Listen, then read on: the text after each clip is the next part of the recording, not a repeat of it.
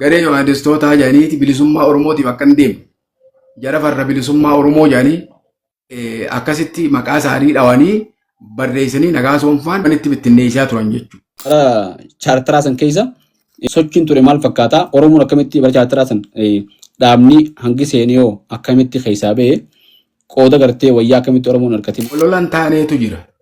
Ha dhugaarraa fagoo waan ajaa'iba sittoo. TPLF fi kana warreen gartee wajjin jirtan kana maaliif wanni kun godhamaa jettanii gaafiin dhiyeessaniif fudhatama harkanne immoo akkamirratti gartee tarkaanfii fudhachaa deeman akkatti wal dura. Sooressi jaarraa abbaa gadaa qabsoo hidhannoo eegale yeroo sadii biyya alaa bahe. Akka sababaatti wanni kaasanii deeman maali? Ati haadhatiyyaan jeen Ashaaxinnoo Saddiiqee haadhatiyyaan jeen namni akka guutee taa'u kun booyumaa walirra gare. Dhaabaa gama ABO'tii fi gama FLO'tiin gaafas ture qaama walii fiduudhaaf immoo yaaliin taasifamte. Sugutii baafadhee itti dhufu akkana jechuuf ijoolleen algee jala gatteessee na gubbaan tigiree dha'uu qofaan beekachii gootan beeku ture. Haati xiyyina wallaaltee abbaan kiyya wajjin eega gartee amata meeqa wal agarree obboleettiitti akkana itti ogguu himtu. Bakka buutonni barattoota Oromoo Awurooppaadhaa Nagaasoo Gidaadaatii fi Mahamad Ahmad yookaan Afroo jedhanii amma dirree dhawaa jira. Namoota akka reefu guuxaafte Dr. Mahamad Usman Baa dhiyeengadduma ol dubbanne anisa kana nama guddaa ajaa'ibaati. Helikooптara dhufee dirree xayyaaraa dirree dhawaa qubatee isa fuudhanii amma gabbaasuuf yoggaa jaan lubbuun keessaa baate. Namni nama asirratti raawwatame sun makiinaan ta'eeti hoggansa biraatii fi sumaaf fa'aa deemanii. Ni gallaan guduu taateeti hin galluu waayyaba taate afaan Oromootii beeka.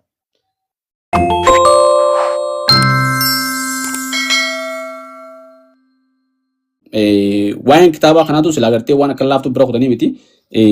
Qabxiin takka ta'anii waan kitaaba kana kaasuu barbaade akkuma reefu kaafte dubbii keessa kaafte warreen gartee kitaaba kana dubbisan deebii yookaan ammoo yaadni isaan siqannan fiidbaakiin maal fakkaata waan jiruun si gaafachuu fedhe gabaabsitee jechuudha.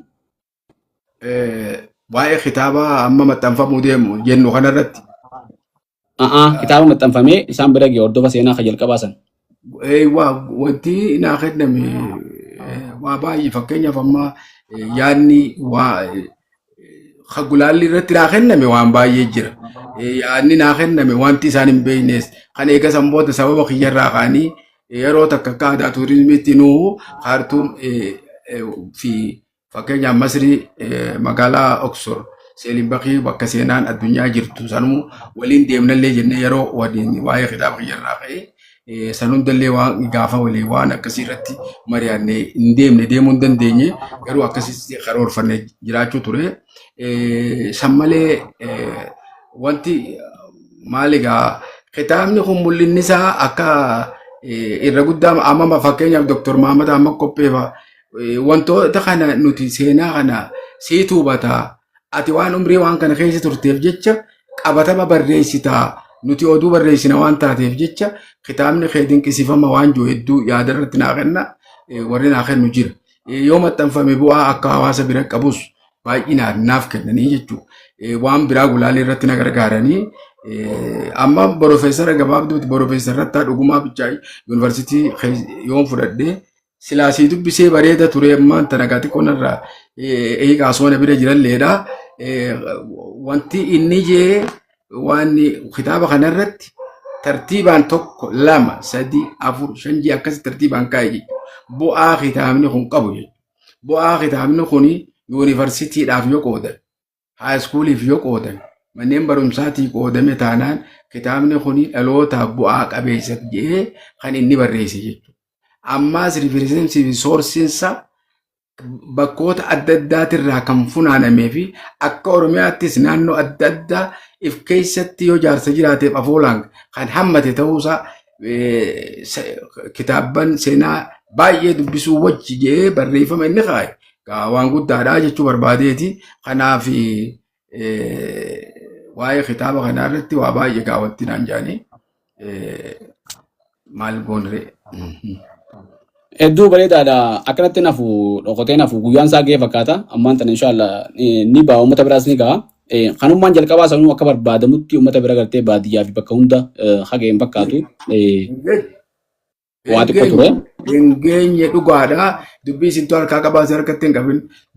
Dura if qabuu keetiif baay'een si galatoonfadha. Dhaloota nuti har'aan tana manguddoodha.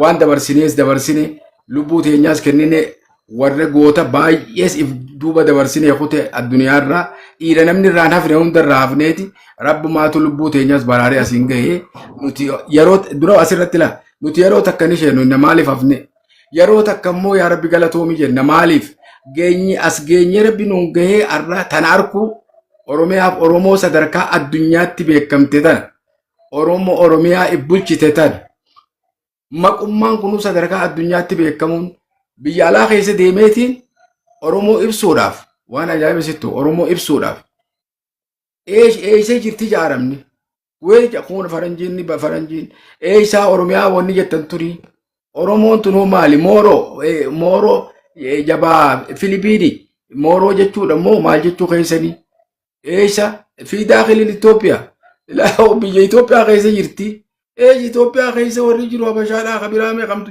bar wanta nu mudate ala kanattis illee waan addaati santo har'a Oromoon je'ee dachii rabbii dhaadatte jechuudha sigaleen ka ibsuun isii rakkoo guddoo nutti fudhate jechuudha kanaaf jecha gaa maaliin jechuu barbaade wanti qabxii guddoon bakka tana jirtu hawaasni keenya waa'ee seenaa kanarratti hirmaachuun waan guddaadha. Deddeebi'ee immoo dhaloota dhaalmayaa dhaloota carraa gaarii rabbiin kenneef dhaloota ammallee bakka san caalaa mul'adha jiru akkuma reefu isin jettan dirree qabsoo dhaqee qabsoo godhuu miti barrasaasa dha'uu miti barre dhaloota kana dhaaltee arraan tana qabsoo addunyaa wanni jettu beekta qabsoo siyaasaati qabsoo karaa nagayaatii fi karaa nagayaan addaati yookaan qabsoo fincilaati qabsoon tuni irra caalaan qabsoodhaa tadirree san caalaa tani seeraa tanas jechuudha seeraati hawaasni tokko odoo seeraan dubbatee seeraan himatee akka sooressi jaarraa abbaa gadaa hoggaa dubbatu afaaniinuu barjoosne cayyoo jennee abbaa fedhe biyyaa baafnaa juusan la odoo yoo balmachuu dandee bardirreen dhaqu wal dhabaa fi wal qabaachuu dhabaa fi waa dhabaatu bakka san si geessaa bar ummata kana waa barsiisuutu hawaasa keetii fi si waliin fixaa bar hawaasa kee waa barsiisuutu hanga lubbuu ifi wal fixxanii wal gattan takkarraan si gaaba kanaafuu si galee miti isin dhaloota sanii baay'ee galatoomisin jechuun barbaadatan dura eegas itti aansee wanneen jechuu barbaadu seenaan tuni tani dhalootaati wanni dagadhees yoo jiraate ka amma saa'inaan haasofna wallaahi yeroo gadi jennetti dhagama waan ta'eef jecha gootota dhiifnee biraa yaane galaana kanaatu ture waan kana asirratti natti waan dhagamuuf jecha na harkaa baduu danda'a jechi shimbirroodha waa baay'ee wanti nan harkaa qabu kanaafuu hawaasa keenya bira ga'uun sila hawaasa keenya bu'aa guddaadha waasatii nama gargaara abbaan fedhe kitaaba dubbisuun amma feesbuuk dubbachuun uumaa miti waan adda addaa wanni dhageeffatu feesbuuk irraa sagalee waa kennamu hayyoota irraa waan ba'u dirree siyaasaati wanti ati dhageeffattu hawaarraa bartu jechuudha hawaasni tokko osoo waan taphaa fi waan hin taaneef ashaangullitti ilaaluun bu'aa takka illee hin qabu ashaangullittuma san si gooti malee waan takka bu'aa hin qabdu wanti ati ilaaltu immoo jechoota dhiiraa fi hayyootaa fi namoota adda addaa keessaa ba'u kanaa fi hawaasa biraan waa ga'u irraa waa dhageeffachuun oduu addunyaa jala deemuun sammuu kee ni qaroomsiti ni oomishti sammuun teekka waa oomishuu dandeessu si gooti kanaaf hawaasni keenya osoo garaanatti deeme gara waa dubbisuu fi waa wal barsiisuutti yoo deeme hedduu bu'aa qabeessaa ittiin jiran jechuu kiyyaa miti itti jiranii gayaa miti jechuu barbaadeeti gabaabaa. Hedduu bareedduudha. Hedduu bareeddu. Adeeroo atuu galatoomi atuu lubbuun haftee asabuu keetuu waan guddaadha hedduu galatoomi. Nuti gartee tana galmaan ga'uun akka waan wantatti ilaaluun qabnu waan biraatu gartee kitaabanis ka gartee adda teenyaatu kanuma adda addaatu yeroo kannee fi waamee gogoonee eebbisiisuu fi gulaaluu fi wanta godhuun kan woomara turre keetiif ammoo if qabuun kun waan xiqqoodha jechuun barbaade. Kanaaf galanni uumaa waan wanta godhuu miti.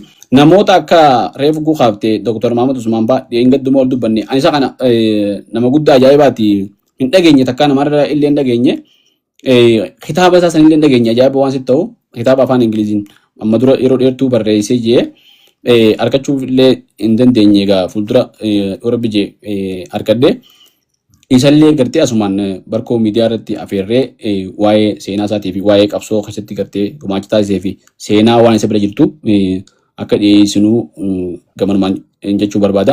Dhiyaachuu qaban namoonni gartee qabsoo keessatti gumaacha godhan namoonni wareegama adda addaa kafalan bu'aan isaanii mul'achuu qaba. Namni miidiyaa irra jiru kun amma akka na fakkaataan akka gartee hoggaa bishingaa guutuman uudatti girdoon bar gubbaa kana girdoo jira callaan jala jira. Namni keenya akka waan akkasii na fakkaata. Gubbaa tanarra kan jiru kan mul'atu kun girdoo san na fakkaata. Girdoo tanarraa achi qabanii callaa san jalaan maarachuun dirqama keenya dirqamaan jaa. Waan addaati waa'een kitaaba keessaa bahuu hin dandeenyu. Amma gaafii guntaan naa deebiste gaafii biraan dhufa ammas. Kitaaban kana yeroo gartee seenaa tana waliin guutuutti afaan adda addaatiin barreeffama. Ka Faransaayii jira, ka Ingilizii jira, ka afaan Arabaa jira. Kana hunda bakka gartee afaan atiin beeyneensa dhufetti afaan hiikkachaa namatti yaammachaa guutuutti kadhachaati akkasii waliin guutee na fakkaata. Mee akkami akkataan sun bakka afaan tanatti? Jechuma dhugaadha. Jecha sirriidhaati. Amma laalama xaaliyaaniin warra barreesse ammaan tan. Fakkeenyaaf amma namichi tokko wanniin seeruliin hajaanii tokko waan barreesse bulchaa gaafa xaaliyaan biyya tana cabse bulchaa shawaa ture. Bulchaa shawaarraa ka'eeti gaafa cabansan xaaliyaan Magdashoo galee waa'ee uummata Oromoo barreesse. Waa'ee Somaalee barreesse, waa'ee Somaalee irratti waa'ee Oromoo bal'inaan barreesse jechuudha. Afaan xaaliyaaniin barreesse. Uummanni Oromoo gaalkaayoo fi lafa tana guututti akka isaan qubatan bareeda jedhanii afaan baaraa kana lafa afaan Oromoo dubbatu. Bareeda jee lafa kaayeeti. Danqaraa jee lafa kaayee lafa hunda barreesse jechuudha. Akkaataa lolli isaan irratti godhamuu ture sanii fi wannidhaan waardheerii fi waalwaal achiin kun wanni maarree garbaarree karaa kanaan biyyatti as bahuu isaanii Ogaadeen keessaan dhufuu isaanii kan illaa achirraa kaanii uummanni kun godaanaa akka dhufe kana barreessee kaa xaaliyaanii. Amma maaliin godhagaa kanneen hunda namaanii hiikaa namatti ergeetiin namni hiikee na erga. Isaanis niin kaaya ammas. Isuma sanuu ammas afaanuma xaaliyaan sanuu hanga tokko mureetiin kaaya jecha gabaabaa akka rifereensiitti yookaan qo'annaatti inni qaabusaani akkasumattiin fidee kaaya jechuudha. Hiika isaatis fideetiin waliin akkasii qindeessee kaayaa jechuudha. Ingiliffaas akkasumattiin kaaya. Kitaaba kana amma bakka hundatti kitaaban afaan Ingiliziin ta'a, Arabiin ta'a, afaan hundaafni lafa wanni godha jechuudha. Kaan tarjamee kaan immoo wanni isuma bichaa wanni saniin kaaya jechuudha. Afaan Ingiliziin, afaan Arabii, afaan Faransaatiin. Amma kitaabni guddaan na bira jira kan wannidha kan Faransaan waa'ee Oromoo irratti barreesse. Kanarraa waan isa laalu kanarraas aadaa tuurizimii birallee jira isaanillee qabanii kanaaf wanti waa hedduu waan akkasii akkuma amma isin jettan kanattiin itti fayyadamaa bargaa dubbiin qabsoodhaa mitiire bifa kanaan akkasitti barreessaadha as ga'e jechuudha akkuma isin jettanii namni kitaaba kana dubbise tarkaanfitti afaanota adda addaa qunnamaa deema jechuudha kitaaba kana keessatti. Beejii hundatti jechuudha. Beejii bakka adda addaatti qunnamaa deema. Yeroo hedduu galatoomii yeroo gabaabatti yoo rabbiin taate kitaaban kee kana hunda akka gabaan geenyu ni abdanna wallah inshaallah. Jaallan qabsoodhaa hedduun kasbira biyyaan baa keessa jiranis hedduu jira. Warreen gartee qabeenya horanis daldalaa ta'anii hedduu jira. Lubbuun jiran kagartee abbootii lubbuun jiran ilmaan isaanii fa'aa jiranii jira. Jaal Magarsaa Qilxuu jechuun nama gartee qabsoo keessatti yeroo dheertuu akkam reefu hedduun dhagahame yoggaa haati xiyyina wallaaltee abbaan kiyya wajjin eega gartee amata meeqa wal agarree obboleettii xiyya kana itti ogguu himtu hedduun dhagahame hangam takka ijoollummaadhaan gartee qabsoo seentee wareegama akkam akka kafalte nama dhagahama. Yeroo garii ammaan tana dhaloonni ammaa kun qabsoon gariin gartee miidiyaa fi feesbuukaa fi kana kanaan fa'aa waan ta'eef qabsoo amma duraatis namni akkasumatti waan godheefaa nama fakkaachuu malti. Bakka tana sirreeffatee gartee namuutu qabsoon waan akkamaan laaftuu laalan akkan turin akka hubatuun barbaada. Jaallan bakka adda addaa jiranis namuutu gumaacha hancuftii idaa galaanaati jedhanii yoo namuutu walitti waan biraattuu ni baasanii ni beeyna namuutu yoo gartee sochii takka godhan kitaaba maxxansanii eebbisanii raabsanii uummataan ga'uun waan akka laaftuutiin jaa. Ammoo akkuma reefota kaabte uummanni keenya jaarmee dhabuudhaan wal dhabuudhaan akkatti waa dhabee gartee seenaa isaatis bakka dhabe akkasii fuuldura waliin taanee karaa dalaynuu jaa. Hedduu galatoomii adeera kiyya. Gaafii biraatti dabarra. Waa'een takka takka teessitu fedhu jira. Sun maal seete waa'ee bakka reefuu warraa wajji wal baru kan. Yookaan warri keenya guutuun fuula keenya duraa dhabame. Umriitii keessatti jechuudha. Waa'ee qabsoo irratti. Nama sadii qofaan milikkata qabadhe jechuudha. Milikkanni yoo tarii wal agarre inumaa bakka san siifaan tuqaa'u waa'ee haadhati yaa tolfaantu. Waa sadiin qabadhe duuba nama sadiirraa. Abbaa kiyya maashaa jaadiiti morma kana baatee gubaa guddoo qaba. Yoo tarii wallaallee abbaa kiyya wallaal yoo rabbi anaa lubbuun jiru wal nu garsiise milikkata kanaan hin beeka. Haati tiyya gaafaan an dhaladhu narra dhukkubsatteeti goflaa jaanii mallaa tana masqala guddaa gubaniirra ta'a. Milikkata kanaan qabadhe. Obboleessi kiyya immoo darasaa deemee cittaaweeti nama cittoo kana gubaatan adda wajanii gateetii tana gubbaa gubanii jiran. Gubaatii isaan sadeen kana qabadheetiin deemaa ture. Haati tiyya hoggaa magdashoo haadha tiyya dhuftu anu jirran ture fiigaadhaa makiinaa lamaaniin deema taratti jechuun hojii bal'oo harkaa qaba. Namuu beeku warri magdashoo jiru waliin turre warri biyya alaa jirus doktoroonni hedduutu warri dhufee nulaaleechii wajjin turre jira beeku. Haati tiyya hoggaa dhufte na dura dhufanii bira guutan haadha isaa dhufe jaanii namni dachii dhufanii bira guutanii bira jiran. Kanaan dhufe antoora galgala irraa saa sadiin bira dhufe hoggaan dhufu biraan gattaa'e. Wayi kanaa jaaniin wallahi hin beekne jette an kanas ta'u kunoo kanuma afaan buuqiiti. Anuma sossobdan yaa ayyootichi warri dhufe kunoo kan dhufe reefus qareeta qabu akkasuma jettani. Kunis areetuma akka reefus san qabaa jetteen. Hoggaatanaan duuba jee oduun isiin tuqiniin jeen yoo haadha tiyya taate milikkata qabdaan jeen. Yoo milikkata san qabaatte haadha tiyya yoo milikkata san hin qabaatin immoo haadha tiyyaa mitiin jeen. Fuudheetiin fooxaa akkatti hidhattee jirtii miti irraa bani. Hoggaan banu masqalli sun xiqqoo ni xiqqaate malee bal'inaan irra ta'a. Ati haadha tiyyaan jeen Aashaa xinnoo saddiiqe haadha tiyyaan jeen. Namni akka guutee taa'u kun booyumaa walirra gare akka jirutti namni booye. Gaaddisaa roobaa afaan lubbuun jiran amma. Warri gaafa sanii badhaasoo saayiloo afaan kunoo dirree dhawaa jira amma. Warri gaafa san jiru jechuudha.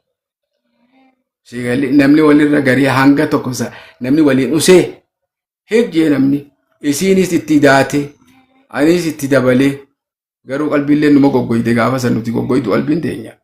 Akkuma sanii wajjinuu gaa namni booyin boochise haa.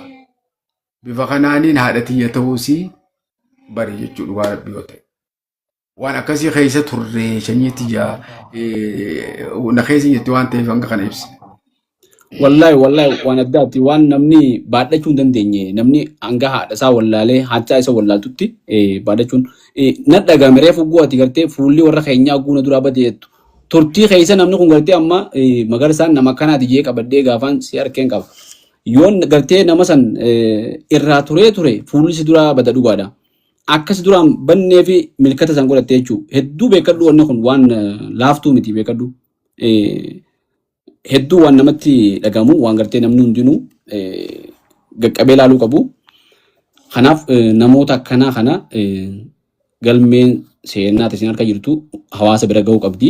Waa'een uummata Oromoodhaa dhokattee hafuun qabdu. Waa'een qabsoo keessatti hafuun qabdu hundi uummata harka gahuu qabdi bira gahuu qabdiin jaa. Hedduu naa galatoomi. Gama gaafii biraatti dabarrame yeroo illee sirraa fudhadhe gaa'ii hedduu galatoomi naa obsuu keetii fi egaa ABO'n bakka lamatti adda cabee gartee wanni adda addaa ololee adda addaa deemee dhaabni Oromoo bakka adda addaatti addaan heddummaatee booda barattoota Oromootii wajjin akka waan yaalii gartee agoobara ijaaruudha yaalii gartee araara yookaan immoo tokkummaa dhaaba Oromoo dhaabbileen Oromoo kun bakka takka dhufee akka tokkoomu yaaliin godhamte waan jirtu na fakkaata. Mee yaaliin gaafas godhamte akkam turte tokkummaa fiduudhaaf? Asirratti kan dura waan kaasu tokko jira. Ololan taaneetu jira. dhugaarraa fagoo waan ajaa'iba sittoo. Sooressi jaarraa abbaa gadaa biyya alaa bahuu eegatti qabsoo hidhannoo eegalee yeroo sadii biyya alaa bahe yeroo sadii jechuudha. Yeroo takka bara 1978tti gaafa saniis rakkoo dhaabachaa hiikuuf bahe malee eega inni bahe kan namni gargar bittinnaa'e yaa'ee ifuma uummata keessa gallakkisanii bobbaasaa dhaabaa fincila godhe jechuudhaan namuu adda bittinnaa'ee kun dargii kun gara Somaalee gaccabee wanti addaan faffaca'uun taate. Sooressi gaafa saniis waan sirreessee akka amma gaadheen gadda ibsee ibsaan gammachuu illee siin ibsisa meeshaalee adda addaa fidee biyya seene. Biyya keessatti sochiin adda addaa godhame. Dhaaba dhiiseen baane jechuuf hin deemaa asirratti wanti beekamuu qabu warroonni dharaan waan hedduu kaayan jira. Tana akka gaarii silaa namoonni kun gabbee odoo hubatee gaarii dhugaa tanaas gabbanii osoo hubatanii gaarii. Yeroo lammaffaadhaa tan sooressi biyya alaa bahe bara 1989 jechuudha. Ergoo hoogganaa siyaasaa ibsaa guutuu wajjin waliin ta'anii waraanni fidee naqee diida waalet keessatti lolli meeqatti ta'ee namni biraa dhabeechitti illee hafee isaan dhufan jechuudha. Yeroo san nuti bakka buutota meeshaa hedduu feenee Magdashoo buufneeti achi Magdashoo jirraa isaan simanne warri argeessaa simatee achirraa Magdashoo dhufanii jechuudha sooressifaan. Yeroo saniis warra gurguddaa Jeneraal Hussein Bunee Daraaraa, Sheekh Abduqaadir wanni Sheekh Abduqaadir beekama Sheekh Abduqaadir Fatoo jedhanii warra Baaleetis isaanis itti gaafatama koree Diindartaalaati. Sheekh Abdurrahmaan Muudaa, Ibsaa Guutuu, Sheekh Muusaa Yusuf Muusaa, sooressaa wajji Haaji Umar Usmaa'il Arsii waliigala ergoo nama torbaatu biyya alaa keessa socho'aa ture jechuudha sooressaa wajji. Biyya hedduu keessa socho'anii jechuudha. Bara 1989 jechuudha. Sochiin kun kan godhamaa ture jechuudha. Yeroo tana keessatti sochiin ammaan tana barattootaa kan isin jettan kun bara 1989 kana keessa barattoonni bakka buutonni barattoota Oromoo Awurooppaadhaa Nagaasoo Gidaadaatii fi Mahamad Ahmad yookaan Afroo jedhanii amma dirree dhawaa jira. Lubbuun jira jechuu kiyya Nagaasoo du'e malee. Akkasitti achirraa kaanii waa'ee dhaabbilee dhaaba siyaasaa gaafa san dhaabni lamumaa jira. Dhaaba ABO fi ABO'tu jira. Akkasitti Magdashoo isaan lachuutu ni jiranii. Bifa sanii inni ilaalee achi qunnamne jechuudhaan dhufan. Dhufaniini simannee akka gaariitti jechuu isaaniiti. Simannee dhufanii eega san booda hayyee dhufne odoo gara tokkummaa deemanii gaarii jedhaniiti. Gara kaanis qunnamanii garee taanis qunnamanii garee tanaas qunnamanii waliin marii gaggeessan. Nuti nuuf ta'anii taa'aa jennee. Isaan immoo hin ta'u jedhanii wanni akkasii inuun malu hin ta'u wanti akkanaa jedhanii akkasitti didan isaan.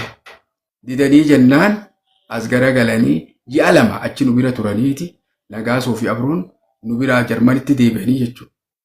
Waliigalteen nu biraa deeman deeggarsoota keenya ta'uun deeman.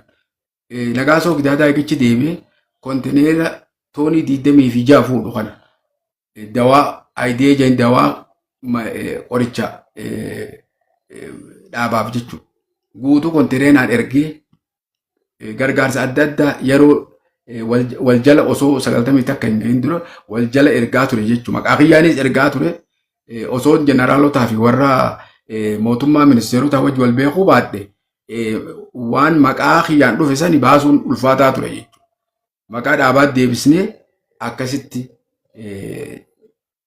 seensifnee bu'aaf dhaabaaf dalagaarra oolchinee jechuudha. Isaanis akkasitti dhufan. Hoggaa dhufan maal godhan duuba aboo eega waliigaluun tokkotti kan danda'amne taate maqaa tokko agoobara ta'u maqaa san keenyee yoorra waliigallee hayyee hajuuni isa sanis mari'achiisanii sunus mari'achiisan. Macarrashaa hoggaa tokkoomurra waliigaluun hin danda'amtu eega jedhamee booda. Maqaan sunis Oromoo Liberation Organization jedhaniiti OLO jedhanii kaayan. Kanaas irraan fudhanne. Nuti kanuma Oromoo walitti qabu tokkollee nuuf ta'a jenne. Kanuma tokko godhu Oromoo. kanaas hin fudhan. Kaaniiti maqaa kana qabatanii deemanii eega san booda maqaa kana akkatti caasaan hojiirra oolu ilaa Jabuutii mul'isa abbaa gadaa fa'aa walii wajjin irratti wanti kun deemee maqaan kanaan sochiin haa godhamu jedhamee irratti mariin hedduu deemaa ture. Odoo hojiirra hin oolin sunis akkasumatti bifa saniin ture. Baruma kana jechuun xumura irratti 90 keessa ammaas bakka buutonni barattoota Oromoo Ameerikaadhaa Dr. Naasirii fi Abdulazzaaq dhufan. Isaanis akka gaarii simannee hawaasa Magdashoo jiru akka jiru baasneeti simannee isaa walgahii addaatiin simanne akka gaariitti jechuudha. Isaanis lubbuun jiran amma isaan Ameerika jiran. Isaanis lubbuun jiranii garuu oduun tiyyattu yoggaa bira geesse akka warra dheengadda Austraaliyaatii fi Kuur ka'ee odeessanitti isa akka isaan hundi socho'an niin beeka jechuudha. Haasonni dheengadda irraa fuute sanii bakka hedduu nama sossoose jechuudha. Lubbuun numa jirtaa jeeti meeqaatamka akkasitti hedduu uummata sossoosee jechuun barbaadeeti. Kanaafuu barattoonni kunis isaanii wajji waliigaluu waan hin dandeenyeef jecha hirmaannaa keenya nu bira turanii ji'a tokko guutuu meeshaalee maashina adda addaatii fi kaameraa xiqqaa kaameraa guddaa viidiyoo hunda meeshaa waan dhufaniin akka jirutti nu dhiisanii deeman isaanis geggeessinee jechuudha. Lubbuun jiranii isaanis ni dhaga'an bakka jiranitti itti haa tolu. Kanaafuu yaaliin isaan godhanii guddaa ture jechuu barbaadeeti. Kunis kan gaasanii alaa dhaabni hedduun dhalatanii jira. Yeroo isin kaaftan maqaa dha'uu hin danda'u. Rakkoon qabu. Yeroo gamtaan barattoota Oromoo Awurooppaa dhufee araaraaf Nagaasoo Guddaadaafan pirezidaantii ta'ee ture amma du'ee jira. Araara galtee isin gidduutti isaa fi Afroon akkuma ta'etti araara isin gidduu buusuuf dhufan kana akka sababaatti wanni kaasanii dammaali. Hogganaan dhaabaa gama Abaawootii fi gama Affallootiin gaafas ture qaama waliin fiduudhaaf immoo yaaliin taasifamte moo adda addaan mariisuudha? Adduma addaan mariisanii turanii yoo dandame sila akkasii yaadanii turan. Garuu hogganaan garasii gara kaanii galaasaa waan biyya jiruuf garuu yeroo san keessatti achitti argamuu hin dandeenyetu. Bakka buutota isaanii haala jiru silaa warri amma Leencoo Tahaa Abdii Taaddasaa Eebbaa namoonni akkanaaf waan jedhaniif isaan silaa odoo dhiyaatanii irratti wajjin haasa'uu ni dandamatu. Garuu maal je Nagaasoo Gidaadaa yeroo xumura irratti dadhabu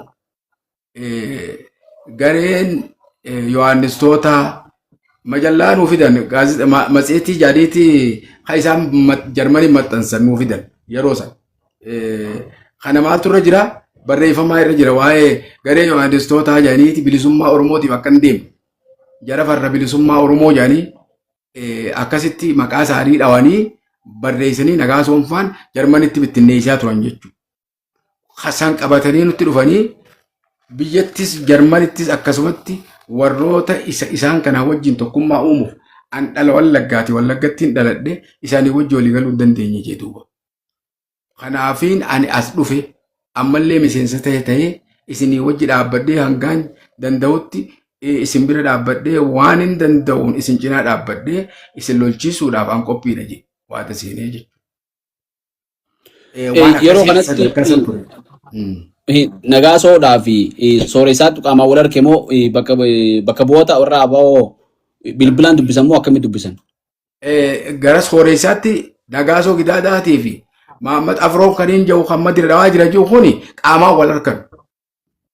Maaliif ergoo ta'ee dhufee jira sooressi jaarraa abbaa gadaatii fi itti gaafatamaan siyaasaadhaa ergoo ta'anii yeroo saniif achi jiran eessa deemu isaan biyya alaa deemuu deeman isaanii biyya alaa deemuu fi Nagaasoo Gidaadaatiif Afroon akkasitti dhufan qaamaan wal harkaniiti waliin mariin gaggeeffame isaanii wajji jechuudha. Hedduu bareedduudha.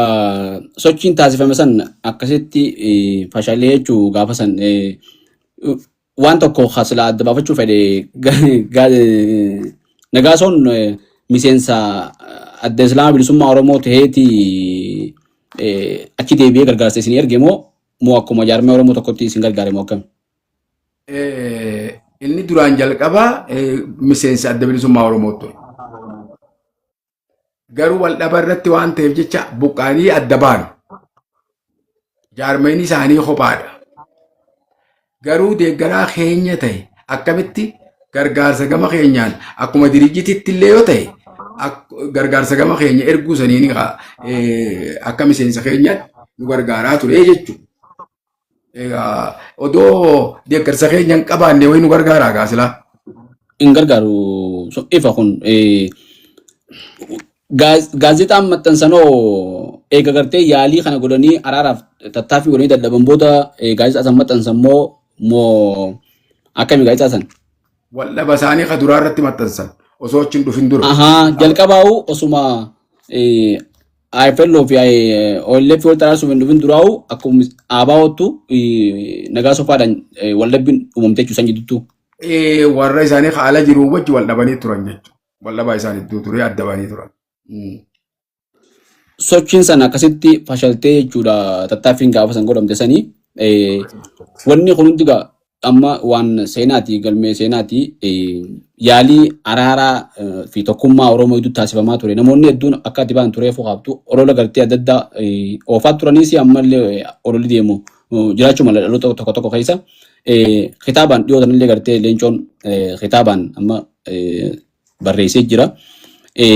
Waa'ee hundeeffama ABO'llee leencoon amma Finfinnee dajii akkaataa itti barreesse qaba.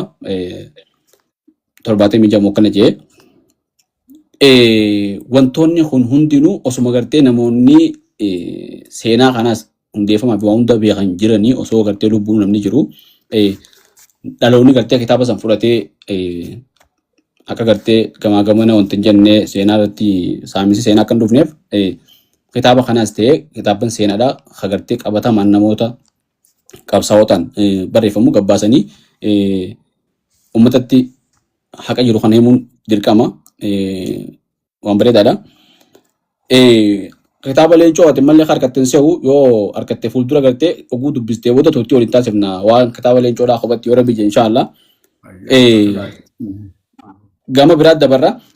Mee eegaa turtii yeroo dabartee waliin taasifna keessatti asii gartee hogguu meeqa Somaaliyaa fi Jibuutii fi Khartoum bakka meeqa isin deddeebifneeti san booda bara 90 takka kana eega jijjiiramni dhufee booda Suudaan irraa obboleessa Abiy Ahmed fa'aa wajjin Rabbi Ramtaa Golii fi Jaal Maamata Awwal fa'aa wajjin Finfinnee dhuftan achirratti dhaabbannee na fakkaata.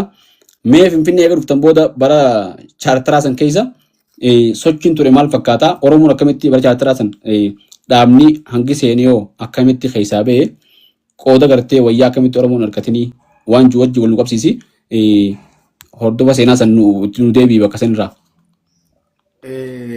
Waan bareedaa na gaafatanii nuti akka chaartaraatti chaartara san dhaabuudhaaf akkumaan kaase sadii dhaabbilee siyaasaadhaa akka isiin guutumatti achirraa fe'amtee dhuftu ana akka guyyaa 18 Jabuutii isaan dura Maqdishoo irraa dhufeetu waan san taasise jechuun Usmaan Abdallaatii fi sheekotiin teenya jiran ammaan tan Shaasaboot fa'aa garuu beekuun ooltuu na fakkaati. Shaasaboot fa'aan warra wanna jala na geesse xayyaara jala wanniidhaan anaaf isaan qabne naa wajji seenanii makiinaa ambaasii Usmaan Abdallaatiin xayyaara Suudaan seenee ani Khartoum dhufe jechuudha. Akka isaan dhufanis namni godhe ana Khartoumittis booda'anii namni hawaasa sana achirraa fe'ee biyya tana naqe akka nama tokkotti jechuudha. Achirraa eega seenne biyya tana seennee chaartarri dhaabbatee paarlamaa irratti gama keenyarraa nama sadiitu seene namni sadeen seenee Falmataa Gadaadhaa, Jeneraal Hussein Bunee Daraaraa, Mahammad Abdullaa Callooti jechuudha.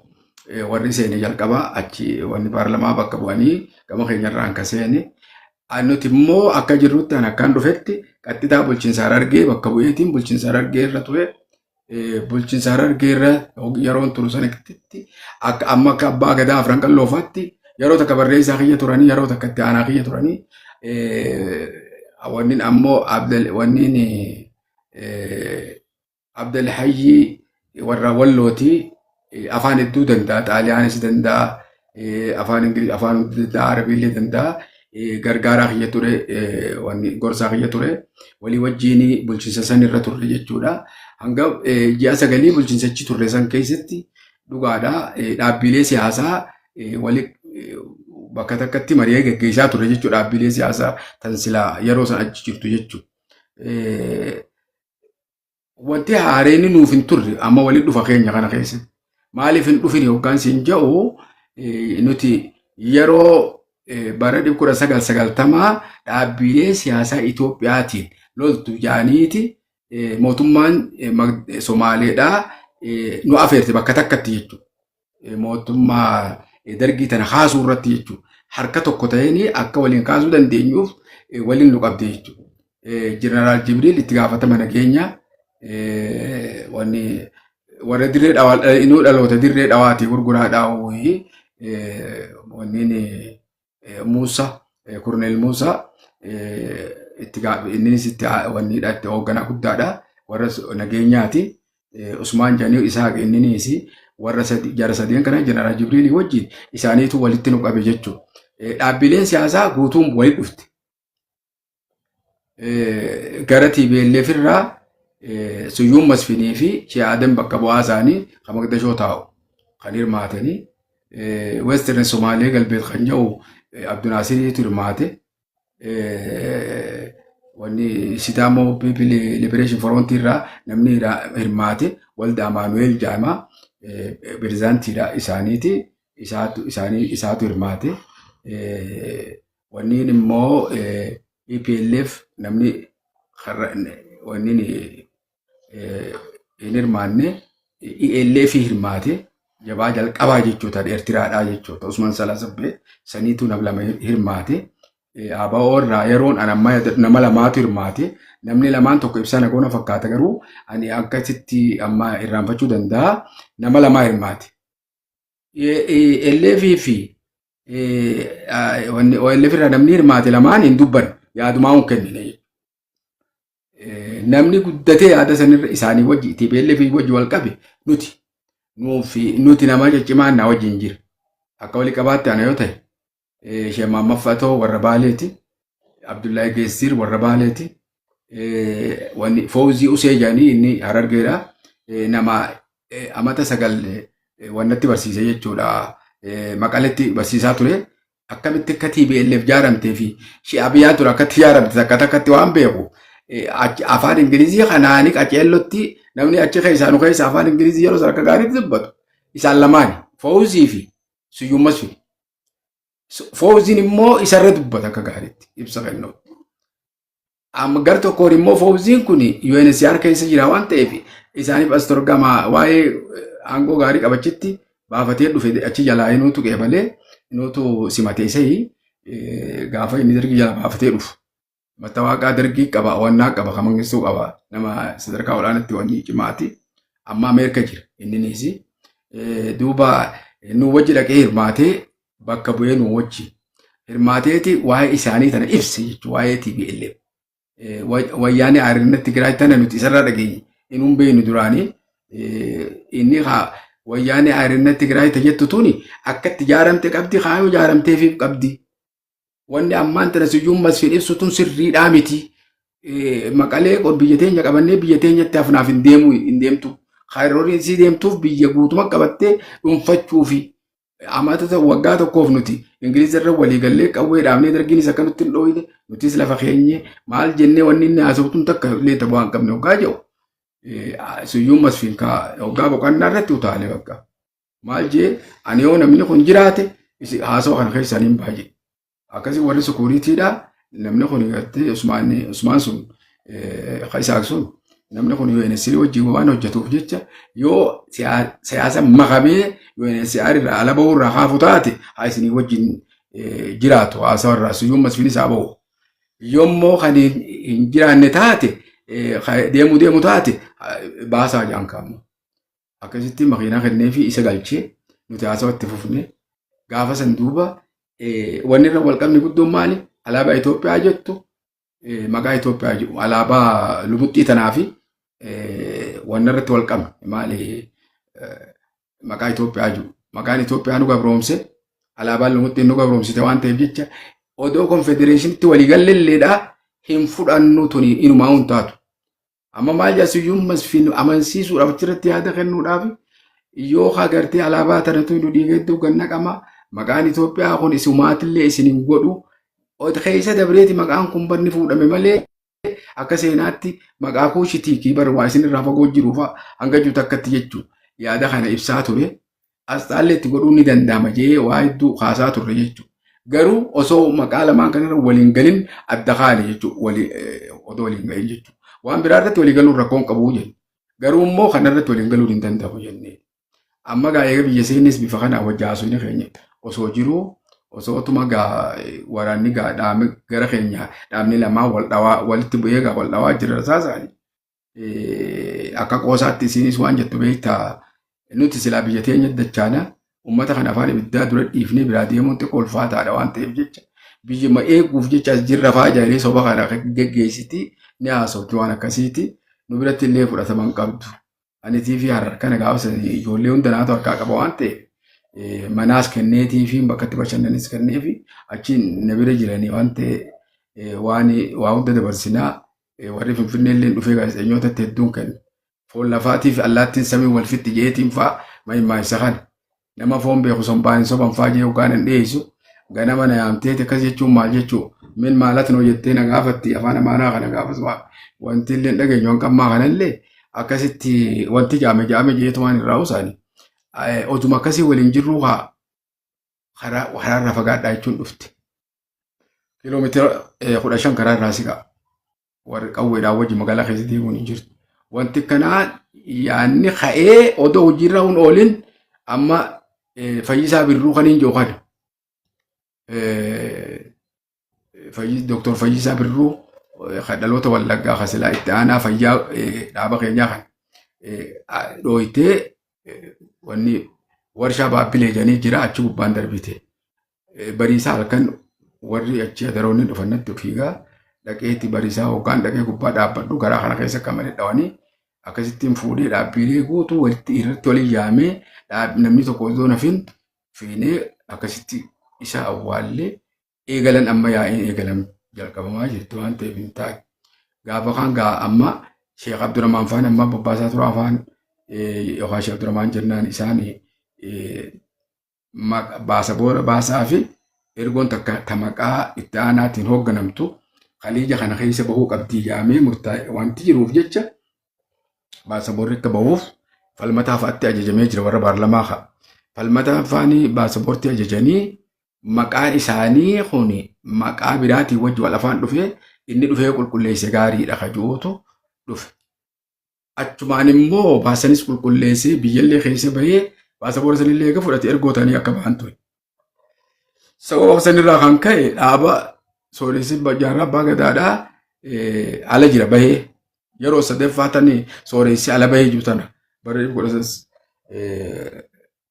1990 takka kan ala jira waan ta'eef amma gaa dhaaba narra dhiiseetimma wanni horee waraanaatis yaamee horee fayyaatii fi horeelee hunda bakka takkatti walitti yaamee bakka tiyya kan bu'u bakka hin buufne magarsaadha jechuudhaan isaanis akkasitti hubachiisanii ani itti gaafatamaa eeyduu waajjiraa jira keenya.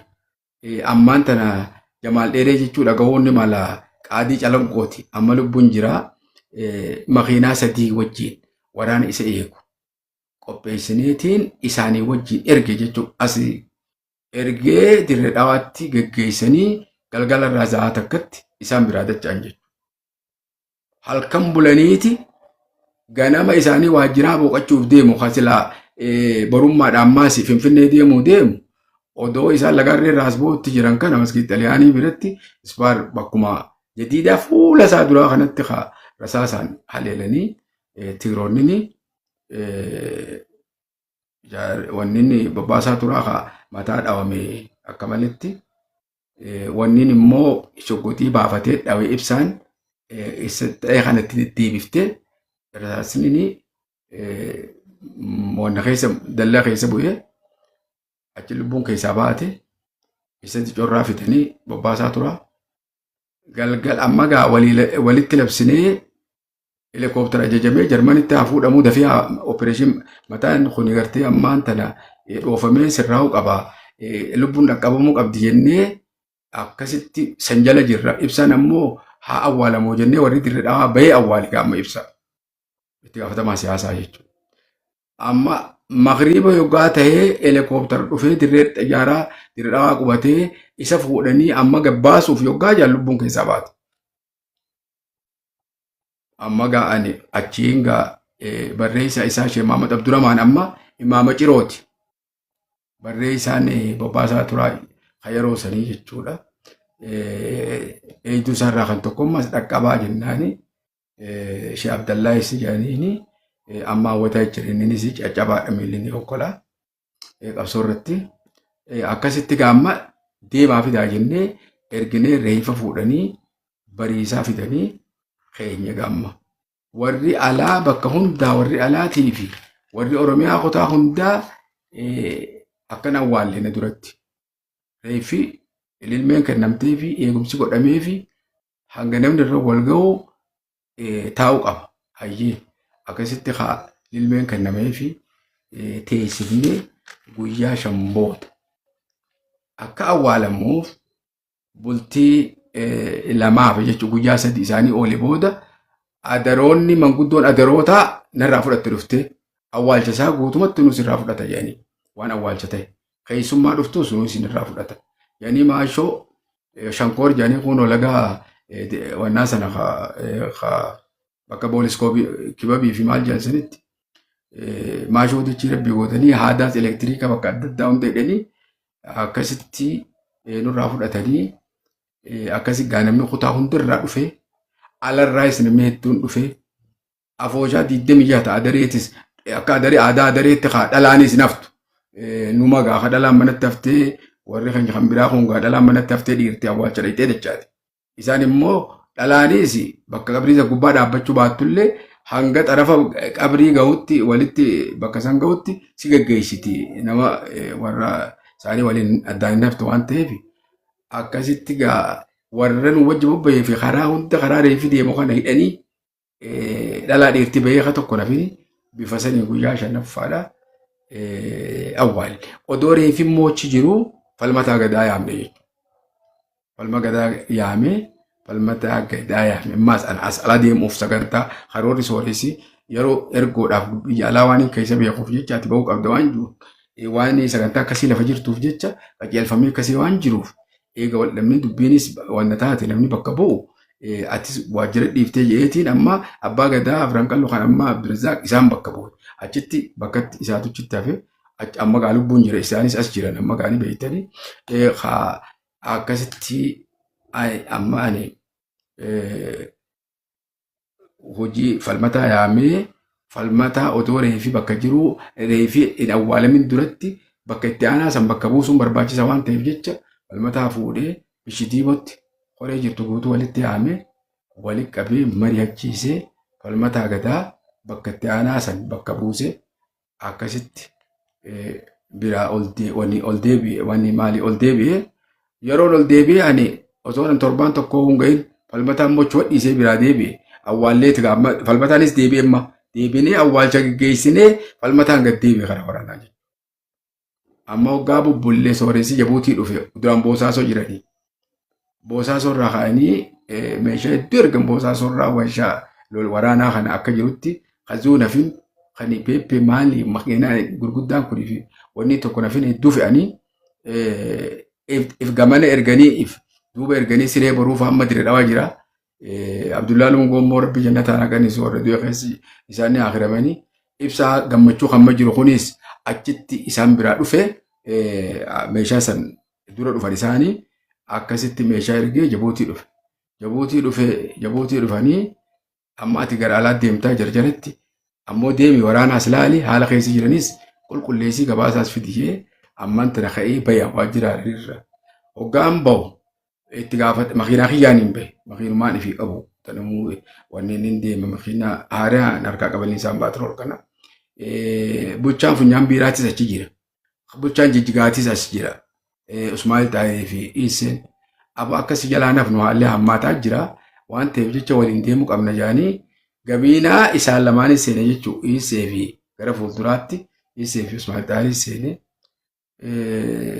warra alaabaa akkana godhaa deemna makiinaadhaani bakka takkaan hun seenin qilee irraa waggaa bishitiimotti kan maquu deeman karaa nu seente achitti rasaasa duraa duubaan gamaa gama naannutti bante mucaan tokko ichirraa kufeewu makiinaa caccabte garagalte jarri lamaan fuula duraanii dhumanii mucaan gubbaarra jiru si dhume inni du'e hagi tokko immoo nuti lubbuun baane ani shukuxii ofirraa qaba yeroo san malee nu ifuun beekuan akka wanni makiinaan garagalte sun mataa lalaqaa hixee waan jirtuuf jecha akka keessa wanna ture hin beeku yeroo ani shukuxii baafadhee itti dhuuf akkana jechuuf ijoolleen algee jala gatteessee na gubbaan tigiree dha'uu qofaan beeka achi booda hin beeku ture achi gaashantaffaa jimma kiiraan horiyaa dhufanii waraanni dirmatee lolli guddaa wal seene an fuudhanii bishitii mana geessanii gobeen isaanii anumaa akkatti gobeen isaanii dhanii jedhaniin borummaa oolee baay'ifadhe bakka ani wanni kiyya bakka deebisanii jechuudha. Akkasitti eegasan booda ani gara Finfinnee akkan deemu na godhanii waraana hedduu wajjin galmashiiraa dhufee galmashiiraarraa warri gaazexeessitootaatiif yookaan dhufanii wajjin jira abbaan gadaa kunfaayii waliin jiranii isaanis abbaa gadaa faanis jechuun Abdurazaaq Ahmad Hassan jechuun waliin jiran dhufanii fuudhanii mana hajii keessanii achi alkuusatti dho'isaan bulee achirraa ka'ee tira dhawaa dhufee tira dhawaas dicorraa gama duubaa hoteela qullubbii jedhanitti na buusanii achirraa ka'ee uffata haaraan karabaa maaliin uffadhee eerpoortiidhaan Finfinnee dhaqee achitti mariirra ture ammoo hanga kana gaa BBC afaan Somaalee bakka bu'eetiin gaazexaa dabarsaa ture an oduu waan jiru waa'ee lolaa tana hunda waa'ee marii dhaabni bakka takkatti waraanni hidhannoo qabu kaambitti yaadacha'uu taanaa ture sababa sanirratti horeen gama keenyaa marii san keessa jirtu ni jirti. Jarri amma maal jedhan magaansaan as jiraanii dhageenya waan ta'eef jecha magaansaan hirmaachuu qabaa jetti jaratti ni yaaditi. Magaansaan asitti walgeetan irratti hirmaachuu qaba jedhanii an dhaabni sinaaf hin ayyamne anillee fedhii sadiin qabu isaan irratti hirmaachuu jechuudha. Soorisinis jarjara bayyichaa waan jiran ergoodhaanii fiizaa Jarmanii fi Kanaadaa Ameerikaa Los Angeles bakka sadii fiizaa fudhannee bahuudhaan nuu deemu. Magaansaan bahuu hin dandeessu jennee reepoortii footoo nu kaayanii sababa sanii tokko tokkoon kaa wanni ergoo maqaa dhaamte kaa Ibrahim Mahammad Shaniitii fi Korneel Abdurazaaq Jeewal isaanis baafatee tokko tokkoon Jabuutii seenan. Anis boodarra akkasittiin baafadhee kan reefu ibsisanitti bahee anis Jabuutii seenee eegasan booda ergoo ta'eetiin biyya alaa deeme. Sababa sanirraa kan ka'e lolli nu idduutti eegalame jechuudha. Lolli guyyaa san eegalame itti fufe. Itti fufnaani nuti warri waajjirri keenya hundi ni marfame. Ka Finfinnee ni marfame, ka Dirree Dhawaa ni marfame, ka Adaree ni marfame, ka Dirree Dhawaa fa'aa itti dhumaniitu hanqi lubbuun isaan harka seenee nama sadii. Warri kun ka dhumeefi kanuma harkaa baafate ta'anii jechuudha. Kanaaf sababa sanirraa kan ka'ee walii wajjin jara kanaa wajji mariin hin jiraachuu hin danda'amu. Rakkoo addaa waan qabuuf kaayoon jaraa waa duubatti hafte qabdi. Bakka rabbi waa sirreessuun ka rabbiitu beekaa ammoo gara irraa waraanni bahuu qaba jennee wanni waraana ta'e hundi gama gaaraatti gama bakka duraan irraa dhufnetti duwidda galuun dirqama ta'e jechuudha. Sun sadi. Tan eegasii odoo sun akkasi jirtu warra baarlamaatiis eega isin ka waraana galchuu dandeenye taate waraana keessan kaambi galchuu kan dandeenye taate ifiifuu keessaa qabdanii jedhaniiti warra baarlamaa manumatti itti seenanii caccabsan hunda isaanii. Abdalbaarii qofaatu kaboodaa baqatee Jabuutitti nutti dhufe jechuudha. Harkaa bahee calloo fa'aa daaraa godhanii caccabsaniiti. Ammaas dhaaba biraa ijaarree wanni ifloorraa dhaaba biraa ifloo haaraa ijaa dhaabbaddaa jedhaniini Haajoo marka wajjin dhufan jiru itti gaafatamaa dantaa alaa ture kan inni itti aanaasaa ture.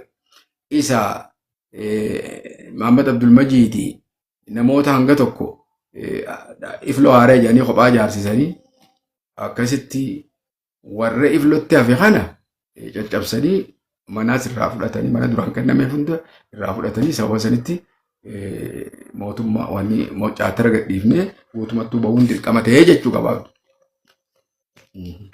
Akkasitti tola dubartaan diddeettanii ammas gaara deebuu qabsoo hidhannootti deebiin dirqama taatee jechuudha duraan gartee karaa nagayaatiin sossoo'uudhaaf paarlamaa seentanii bulchiinsa keessatti qooda fudhatanii sossoo'aa turtan jechuudha. Akkas dirqama taate jechuudha. Yeroo kanatti mee oggaa gartee Sheekh Abdurrahmaanii fi Ibsaa faan dhaawaman kana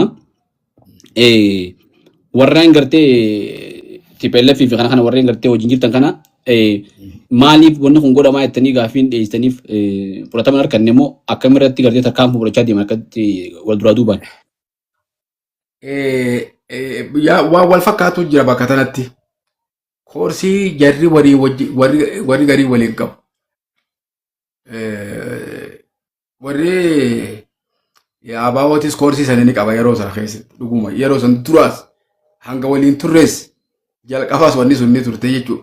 Wal ajjeesanii deebi'anii dhiifama waliin jechuun jira. Wanni ture maala isaaniif ture. Wayyaaneenis waa'uma sani.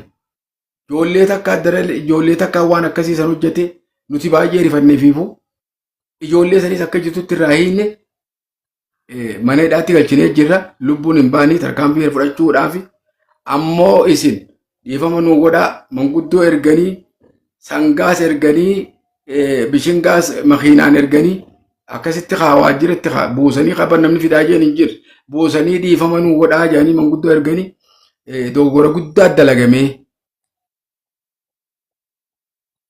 gaafa makiinaatti jaggubanii jara gurguddaa makiinaa keessa fixanii rakkoo guddoo san nurraan ga'aniis makiinaa magarsaatis ni deebifna ambaasii Suudaan bara wanni fudhatanii qaasii Salaaddiinii fi ambaasaadara Usmaan Itoophiyaa wanni duraan Jabuutii ture akka Itoophiyaatti jijjiira isa fudhatanii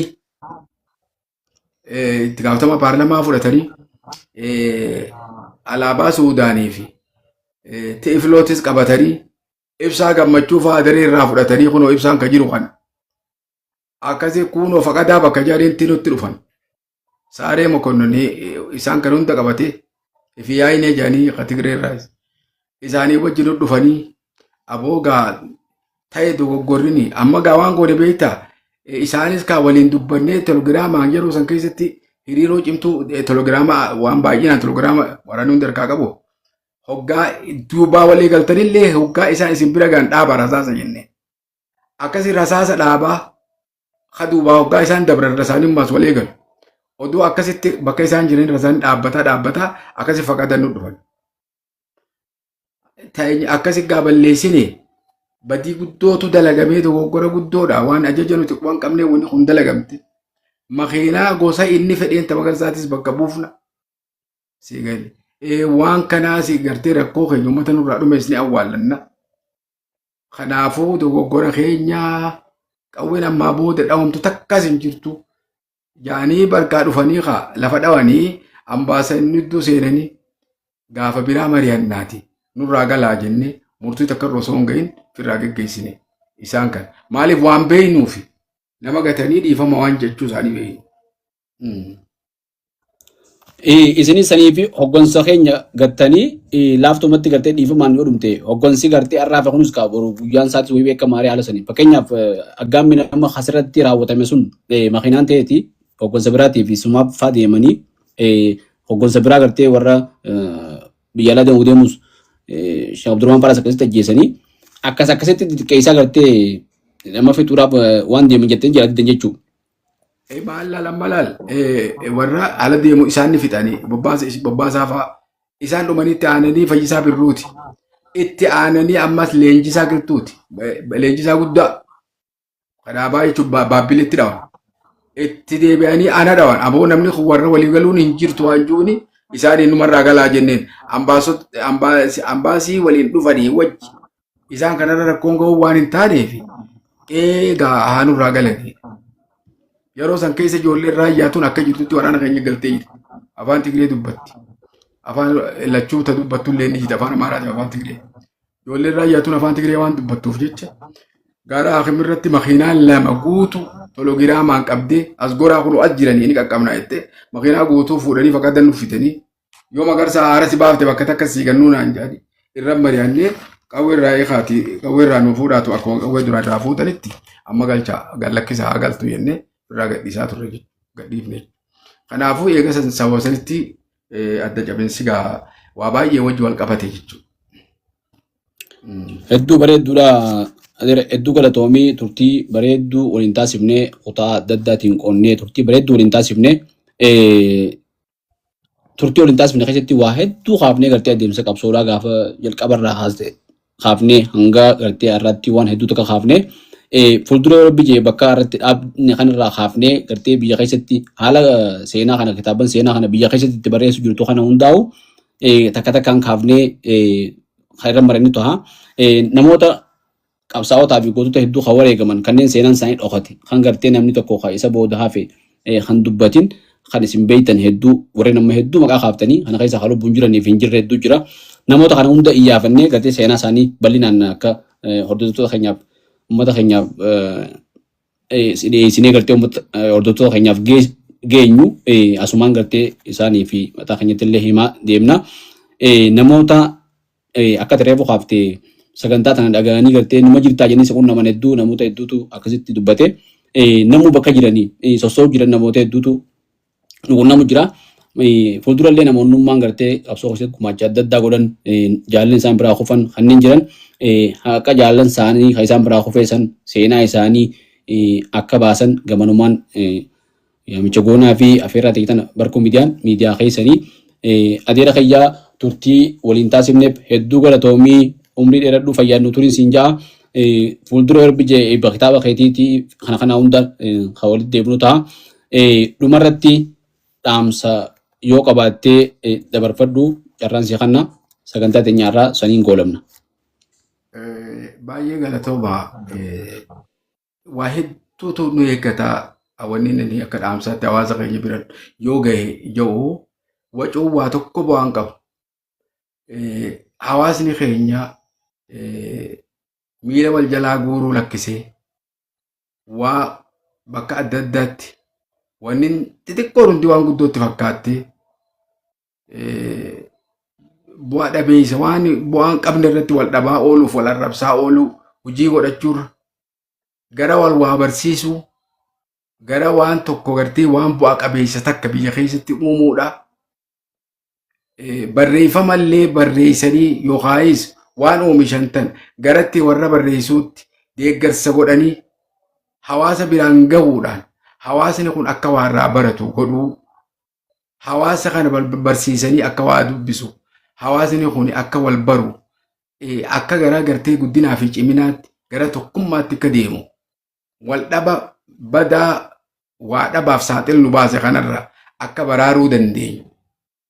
Hawaasni keenya ciminaan kan biyya keessa jiru kan biyya addunyaa irratti dhangalee faca'ee jiru beekaanis xiqqaanis dubrii dubartiin akka jiranitti tokkummaadhaan ka'anii akkuma reefu isin jettan hancuftii idaa galaanaati Oromoon jettu sana deeggarsa bakka adda addaatirraa godhanii aboo anis na bira haa ga'u anis na bira haa ga'u. Mi'a asirratti waan tokkootu jira beeytaatan jettu Oromoon darassi jira gara bahaa kana yoo agarta yoo beeytani. Ni gallaan guduu taateeti hin galluu waayyaba taate afaan Oromooti beeka. Hin galluu irra bullaa dhiiroo raareen teenya taate dhiiroo eeka warra keenya jechu ummata keenya jechu. Ni gallaan guduu taate hin galluu waayyaba taate hin galluu irra bulla qeeroo raareen teenya taate akkasitti hawaasni keenya gar tokkotti deeme tokkummaadhaan eegale qindii nama alaa galchitullee ni beekan amma wanni dhuunfaan godhan hin jirtu ani wanni jechuu barbaadu asirratti naa obsa baay'ee galatoomaa isiniin jechaadha. Wanti dhuunfaadhaan godhan waan tokkummaan godhan yoo taate malee si waan waliin dhabne malee wanni nam tokko kophaa dhabe hin jiru bara. Deeggarsi nuti nam tokkoof goonu jaalalli nuti nam tokkoof goonu osoo hin ta'in ta walii wajjin walii goonu yoo taate maaliif waan waliin dhabne qabna qaba. Kanaaf gara tokkummaatti gara walii wajjin gara tokko deemuu gara guddinaatti deemuu madaaluu dadhabnee arra namuu bakkuma ciisu gangalachuu. Bakkumatti kufee gangalachuun bu'aa tokko hin qabdu. Gara tokkotti waa madaaluu danda'uu qabna. Gara tokkotti cimuu qabna. Wal deeggaruu wal cinaa dhaabbachuu qabna.